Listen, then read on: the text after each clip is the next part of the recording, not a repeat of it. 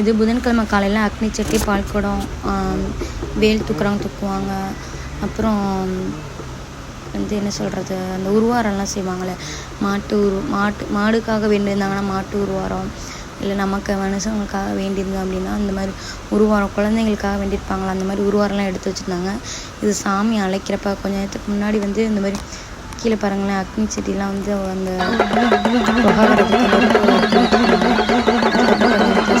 First எப்பயுமே அக்னி செடிலாம் வந்து மெயின் ரோட்டில் நிற்க வச்சுருவாங்க. வந்து பின்னாடி சாமி வர்றவங்க சுடக்கூடாது, பின்னாடி பால்குடம் எடுத்துருவாங்க. ஏன்னா சாமியாடி அக்னி செடிலையும் சில பேர் சாமியாடி பக்கத்துலலாம் சூடு வைக்கிறதுக்கு வாய்ப்பு இருக்குது. அதனால அக்னி செடி ஃபஸ்ட்டு எடுத்துட்டு, ஏன்னா பால்குடம் எடுக்கிறவங்களுக்கும் சாமி வரும்ல, அதனால் எல்லாம் நெருப்புன்றனால கொஞ்சம் கவனமாக இருக்கணுன்ட்டு அக்னி செடி எடுத்தவங்க கொஞ்சம் மெயின் ரோட்டில் நிற்க வச்சுட்டாங்க. இது ஞாபகம் இருக்கான்னு பாருங்கள், லாஸ்ட் வீடியோவில் வந்து இந்த இடத்துல தான் கரகம் நைட்டு பாலிச்சிருப்பாங்க. அதே இடத்துல தான் வந்து இப்போ அக்னி சட்டியும் பால்குடம் எல்லாம் எடுக்கிறாங்க. இப்போ செகண்டாக வந்து பால்குடம் எடுத்துருக்காங்க பாருங்க. அதுக்கப்புறமேட்டு 2 எடுத்ததுக்கப்புறம் உருவாரம் கொடுப்பாங்க. உருவாரம், வேல் சமைக்கிறோம். இது வந்து கோயிலுக்கு பின்னாடி, அதாவது நியர்பை கோயில் தான், கோயிலுக்கு பின்னாடி. அடுத்து வந்து இது வந்து கோயில் சைடில் இங்கே குதிரை வரும் பாருங்கள், 2 குதிரை, மண் குதிரை. இது பக்கத்தில் காலியிடம் இருக்க பாருங்களேன், அங்கே தான் இறக்குவாங்க. அவ்வளோதான், இதோட அவ்வளோதான் முடிஞ்சுது புதன்கிழமை காலையில். இதுக்கப்புறம் கிடா வெட்டு ஃபங்க்ஷனு.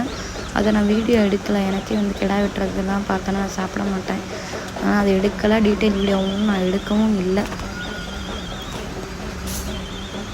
இதை இறக்கி முடிச்சுட்டு அதுக்கப்புறம் நாங்கள் வந்து ப்ரெட் அல்வா செய்யலாம் அப்படின்னு சொல்லிட்டு கிடா வெட்டு ஃபங்க்ஷனில் ப்ரெட் அல்வா செஞ்சுருந்தோம்.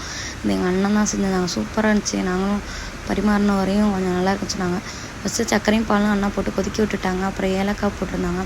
இது எருமைப்பால் ஊற்றினால மேலே டஸ்ட்டு அதாவது திரண்டு வரும்னு சொல்லுவாங்களா, அதெல்லாம் ஃபுல்லாக கிளியர் பண்ணிவிட்டு அடுத்து ப்ரெட்டு ஏற்கனவே பொரிச்சு வச்சுருந்தாங்க, அதை வந்து போட்டு நல்லா கொதிக்க விட்டு நல்லா அல்வா கன்சிஸ்டன்சி வர வரையும் இறக்கிட்டாங்க. நல்லா ஆறுனதுக்கப்புறம் கப்பில் வச்சு பரிமாறினோம். சூப்பராக இருந்துச்சு. இந்த வீடியோ வேணால் ஷேர் பண்ணுறேன், கமெண்ட் பண்ணுங்கள்.